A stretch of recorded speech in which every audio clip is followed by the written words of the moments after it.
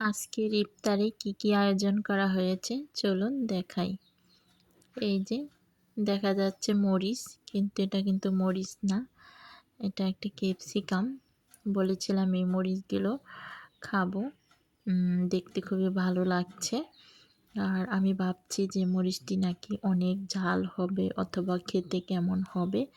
তাহলে চলুন, এই যে দেখুন, খেতে ভালোই লাগে মরিচটি। আরেকদিন খেয়েছি ইফতারের সময়, আজকেও এই যে দেখুন, এই যে কুচি করে নিয়েছি ক্যাপসিকাম, মরিচ, ধনেপাতা, শসা কুচি, টমেটো কুচি, আর আছে ছোলা। আর এখানে এই যে সালাদটা বেশি পছন্দ আমার, অনেক খাওয়া হয় সালাদের পরিমাণটা। টমেটো আর শসাটা অনেক খাই ইফতার করে। আর এই যে ক্যাপসিকামের চপ, দেখুন ক্যাপসিকামের চপটা কি সুন্দর হয়েছে দেখতে।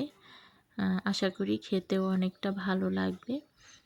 এখানে আছে আর কি বলে দিচ্ছি, এই যে দেখুন পেঁয়াজু, পেঁয়াজু না, এটা একটা মাংসের টিকার মতো, মাংসের টিকা করে নিয়েছি।